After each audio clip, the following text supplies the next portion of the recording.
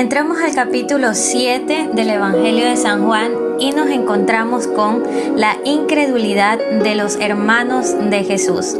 Un tema muy interesante, pues que nos lleva a las verdades que por mucho tiempo la cultura en la que estamos nos tenía de cierta forma engañados. La incredulidad de los hermanos de Jesús. Voy a dar lectura del versículo 1 al versículo 9. Después de estas cosas, andaba Jesús en Galilea, pues no quería andar en Judea, porque los judíos procuraban matarle. Estaba cerca la fiesta de los judíos, la de los tabernáculos, y le dijeron sus hermanos: «Sal de aquí y vete a Judea, para que también tus discípulos vean las obras que haces, porque ninguno que procura darse a conocer hace algo en secreto. Si estas cosas haces, manifiéstate al mundo», porque ni aun sus hermanos creían en él. Entonces Jesús les dijo: «Mi tiempo aún no ha llegado, mas su tiempo siempre está presto. No puede el mundo aborreceros a vosotros, mas a mí me aborrece, porque yo testifico de él que sus obras son malas. Suban ustedes a la fiesta. Yo no subo todavía a esa fiesta, porque mi tiempo aún no se ha cumplido». Y habiéndoles dicho esto, se quedó en Galilea. Bueno, quiero explicar un poco el tema de la fiesta de los tabernáculos, ya que menciona aquí la fiesta también llamada Sukkot o la fiesta de la cosecha. Esta fiesta para los judíos tiene una duración de 7 días. Es la tercera fiesta de ellos. Es una festividad alegre en la que los elementos religiosos se entremezclan con las agriculturas. Esta es una de las festividades de peregrinación durante las que antaño el pueblo judío peregrinaban a Jerusalén cuando se hallaba allí el templo sagrado. Pues obviamente los judíos eran muy religiosos y querían cumplir con el tema de las fiestas, con el tema de la ley de Moisés y los profetas. Entonces se llegaba esta fiesta muy aclamada. Es como que a nosotros se nos aproxime un feriado de aquellos largos, de aquellos que hacen puentes y se llevan 3-4 días. Entonces, vemos aquí el cuadro de la familia de Jesús. Nosotros conocemos que Jesús naturalmente nació del vientre de María cuando ella era virgen, ¿no? Concibió ella del Espíritu Santo y luego de eso siguió su vida con su esposo José. María, una mujer ejemplar, una mujer digna de poder llevar en su vientre al Salvador del mundo. María realmente podemos decir que es un ejemplo, es una mujer con muchas cualidades y virtudes. Al ser escogida por Dios y al ser preparada por Dios para llevar en su vientre al Hijo, pues de verdad fue un privilegio extraordinario. Sin embargo, la Biblia, los evangelios nos dan a conocer que María continuó con su vida con José y pues tuvo más hijos. Por eso es que aquí nos presentan o nos muestran cómo eran los hermanos respecto a Jesucristo cuando ya inició su ministerio, las señales, los milagros, las maravillas que hacía con el poder del Espíritu Santo. Entonces, en el capítulo 7 que estamos leyendo, versículo 3, sus hermanos le dicen: «Sal de aquí y vete a Judea». Recordemos que él estaba en Galilea y en la provincia de Judea es donde se iba a celebrar la fiesta. Entonces ellos le estaban diciendo a Jesús: vete de aquí, vete, o sea, anda con tus discípulos para que vean las obras que tú haces, anda, manifiéstate, porque miren lo que les dicen: porque ninguno que procura darse a conocer hace algo en secreto. Si estas cosas haces, manifiéstate al mundo, muestra todo lo que tú haces y puedes hacer, los milagros de abrir los ojos al ciego, de hacer brincar al cojo, de sanar al enfermo, etc. Pero en el versículo 5 nos queda muy claro que sus hermanos no creían en él. ¿Por qué? Yo no quiero venir a criticar a los hermanos, pero es algo que sucede y lo vemos en nuestras propias casas.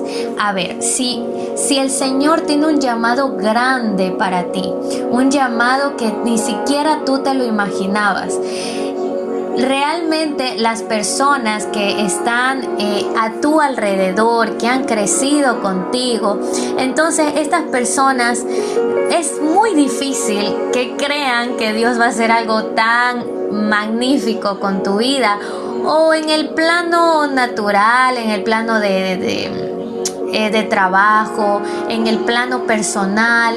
Muchos pueden decir: pero tú creciste conmigo, no te veo como haciendo algo que cambie o que transforme al mundo. Y es más, Jesús lo dijo: nadie es profeta en su propia tierra. Entonces nos queda muy en claro que los hermanos de Jesús no creían en él como el Hijo de Dios, como el Mesías. Podemos ver o sentir al imaginarnos esta escena el sarcasmo en la manera en cómo le decían: anda Judá y anda muestra. Entonces vamos viendo ese punto de cómo no creían en él y cómo no pueden creer en nosotros, de que podamos llegar a hacer algo grandioso para el Señor, para nuestras propias vidas, para nuestras familias. Ahora, fijémonos en la parte que Jesús responde a sus hermanos. Ojo, muchos pueden llegar a decir: no, sus hermanos eran sus discípulos. No.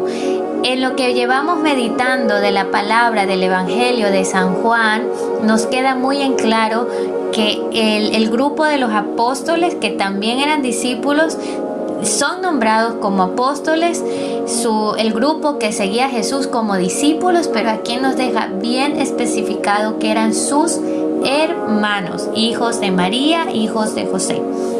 Entonces, en el versículo 6 responde Jesucristo: mi tiempo aún no ha llegado, mas vuestro tiempo siempre está presto. No puede el mundo aborreceros a vosotros, mas a mí me aborrece, porque yo testifico de él que sus obras son malas. Cuando se contradice a la cultura, que es muy fuerte, cuando se contradicen las tradiciones de una nación, de un pueblo, cuando se contradicen las mentalidades, las formas de pensar que traemos desde pequeños, desde pequeñas, cuando venimos con la palabra de Dios a combatir esas mentiras con las verdades de Jesús, surge lo que Jesús dice: el mundo me aborrece porque yo testifico de que las obras del mundo son malas. Y por eso es que el mundo no me consiente, el mundo no me soporta, porque voy en contra de su ritmo. Y lo mismo pasa con nosotros. Y cuando decimos la verdad, o cuando queremos que la verdad en una persona resplandezca y dejen de estar en las mentiras que han crecido, no por su culpa, sino por el entorno en el que vivimos, por lo general eso trae aborrecimiento a nosotros.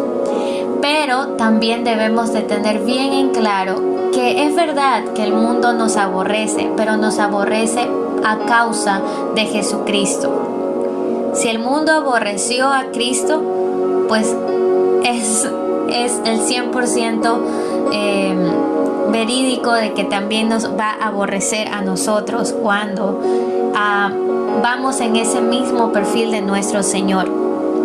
Otra cosa que en el versículo 8 Jesús le dice: suban ustedes a la fiesta. Yo no subo todavía a esa fiesta porque mi tiempo aún no se ha cumplido.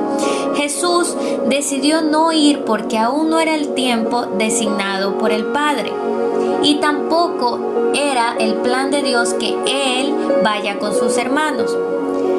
Nosotros podemos querer hacer alguna obra buena, cualquiera que sea, en beneficio de otros, incluso en nuestro entorno, y nos encontramos con personas, familiares de buena intención, y también con personas de mala intención, como los hermanos de Jesús, que sarcásticamente e incrédulamente lo estaban enviando a hacer sus señales.